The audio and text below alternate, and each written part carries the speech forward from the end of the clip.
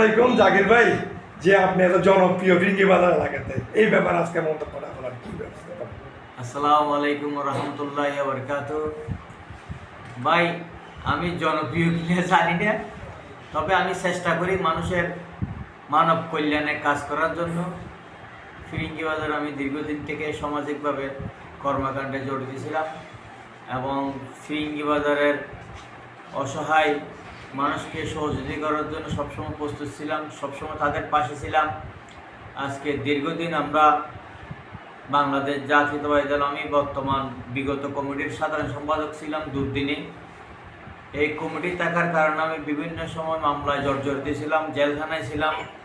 তারপরেও আমি আজকে 17 বছর এলাকার মানুষ, আমার ফিরিঙ্গি বাজার এলাকার প্রিয় মানুষদেরকে, তাদেরকে সাহায্য সহযোগিতা থেকে কোনো সময় পিছপা হই নাই এবং ভবিষ্যতে আমি এলাকার মানুষকে সাহায্য সহযোগিতা যে কোনো কর্মকাণ্ডে তাদের বিপদ আপদে আমি তাদের পাশে থাকতে চাই। হ্যাঁ, আমাদের একটা প্রশ্ন, অনেকে যা ধারণা কাউন্সিলর হওয়ার পরে অনেকে যে যারা এলাকার সেবক, মানে কাউন্সিলর হচ্ছে এলাকার সেবক, জনগণের সেবক। তো এখন ওনারা যে আপনাকে নির্বাচিত করার পরে তো অনেকে বাসায় থাকে না, অনেকে থেকে নাই বলে, অনেকে গেট বন্ধ করে রাখে, অনেকে বলে আমি ভোটটা টাকা দিয়ে কিনছি তোমাকে উপহার করার জন্য না। তো অনেকের ধারণা যে আমি একটা কাউন্সিলর হওয়ার পরে আপনি কি ওই ধরনের কোনো কিছু নেবেন কি না, একটু কাইন্ডলি এলাকার কথা এটা। ধন্যবাদ আপনাকে, খুব একটা সুন্দর প্রশ্ন করছিলেন। আজকে আপনাদেরকে একটা কথা আপনাদের মাধ্যমে সবাইকে জানাতে চাই, আমি যারা অতীতে সামাজিক কর্মকাণ্ডে ছিল না, রাজনৈতিক কর্মকাণ্ড ছিল না, এখন কঠিন পরিস্থিতি যখন রাজপথে ছিল না, কোনো সামাজিক কর্মকাণ্ডে ছিল না, তাদের কোনো দেখাই ছিল না, তাদের কোনো আবিষ্কার ছিল না। আজকে 5ই আগস্টের পরে যখন বাংলাদেশে একটা সুন্দর সুষ্ঠু পরিবেশ সৃষ্টি হয়েছে, তখন তাদের আবির্ভাব হয়েছে। আজকে তাদেরকে, এলাকার মানুষকে তাদের কাছে প্রশ্ন করতে হবে, আপনারা যে অতীতে কঠিন সময় আপনারা রাজপথে ছিলেন না, সামাজিক কর্মকাণ্ডে ছিলেন না, আগামীতে যখন কঠিন সময় আসবে তখন আপনারা কি আমাদের পাশে থাকবেন কিনা, সেই প্রশ্নটা যদি এলাকার মানুষ করে, আমার মনে হয় জনকল্যাণমূলক কাজের জন্য সবাই কারা করবে কারা করবে না সেটা তাদের পরীক্ষা হয়ে যাবে। আর তাদের অতীতের কর্মকাণ্ড, তাদের কি অতীত কর্মকাণ্ড কীরকম করছে, ভালো করছে না খারাপ করছে, জনগণের পাশে ছিল না, ছিল কি ছিল না, এটা মানুষের তদারকি করা আমার মনে হয় উচিত হবে। আজকে যদি সুসময়ে এসে অতিথি পাখির মতন জনগণকে বোকা বানিয়ে যদি তাদের ভোটটা নিয়ে যদি আবার ঘরের ভিতর ঢুকে যায়, আমেরিকা লন্ডন যদি চলে যায়, চীন চলে যায়, জনগণকে পেলে আমি বিভিন্ন কাজে বিজি, আমার ব্যবসার কাজে বিজি, আমি আমার পারিবারিক কাজে বিজি, আমি তোমাদেরকে সময় দিতে পারতেছি না, সেজন্য আমি তোমাদের পাশে থাকতে পারতেছি, সেই অজুহাত যেন না দেয়, সেটা অতীতের কর্মকাণ্ড থেকে এলাকার জনগণকে আপনাকে বুঝিয়ে নিতে হবে। এলাকার জনগণ তাদের প্রতিনিধি নির্বাচিত করার সময় এগুলো সবচেয়ে চিন্তা করতে হবে, তাদের পাশে অতিথি কে ছিল, কঠিন সময় তারা কে ছিল।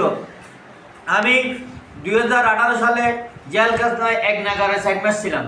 জেলখানার থেকে আসার পরে তো আমি সামাজিক কর্মকাণ্ডে মানুষের পাশে, যখন আমার কাছে লোক আসছে তাদেরকে আমি কোনো তো না বলি নাই, এখনো না বলছি না। আপনি আরেকটা কথা দেখে চিন্তা করেন, এই যারা 5ই আগস্টের পরে বেড়ছে, যা স্থানীয় সরকার নির্বাচন যে একটু দেরিতে হবে সেটা দেখে অনেকে আবার গুটিয়ে নিয়ে গিয়েছিল, আবার যখন নির্বাচন হবে বলতেছে আবার আস্তে আস্তে নামতেছে, তাদেরকে আবার সহযোগিতা করার জন্য এমন আগ্রহ দেখাচ্ছে যে নাকি 14 বছর 20 বছর তারা সামাজিক কর্মকাণ্ড করে, তাদেরকে যেমন নাকি একদম অনেক কিছু করে ফেলছে। সেই একটা অভিনয়, এই অভিনয় থেকে মানুষকে বাঁচতে হবে, এই অভিনয় থেকে বাঁচতে হবে।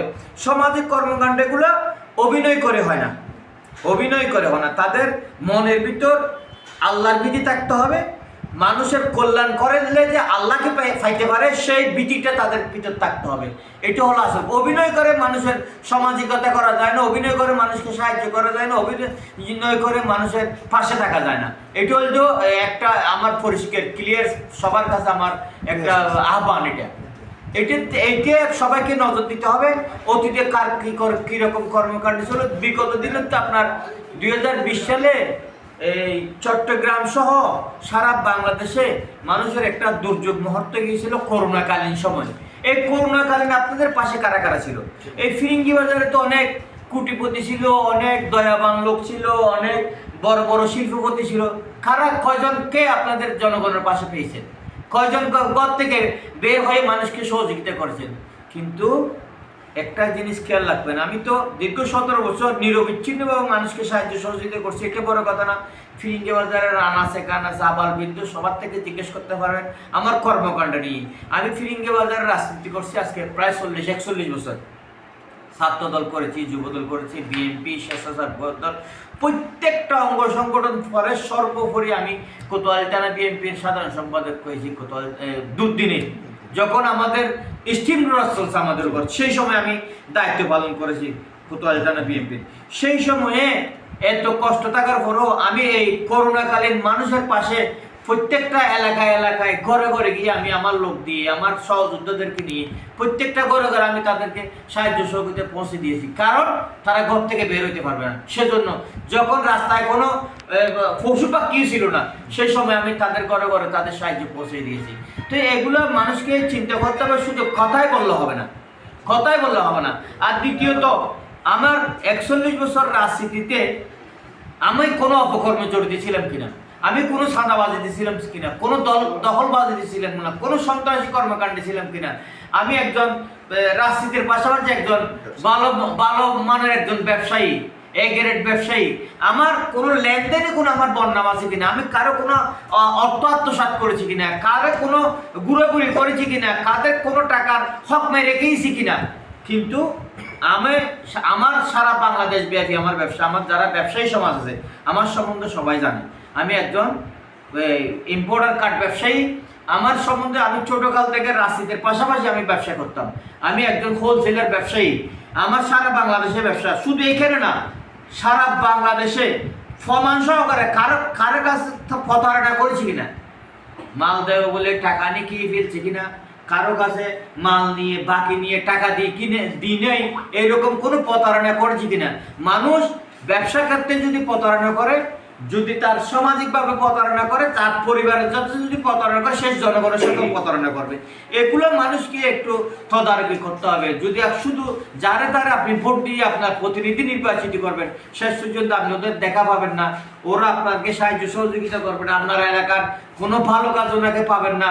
আমি ফিরিঙ্গি বাজারে শুধু সামাজিক কর্মকাণ্ড, উন্নয়নমূলক অনেক কাজও আমি জড়িত ছিলাম, মসজিদ, মাদ্রাসা, এলাকার আপনার লাইটিং। এখন আজকে আমাদের সরকার আসছে, সরকার আসার সাথে সাথে এলাকার অনেকের আহ্বানে, অনেকের অনুরোধে আমি অনেক কর্মকাণ্ড করে দিয়েছি। কারা কি করছেন সেটা একটু বিবেচনা করবেন।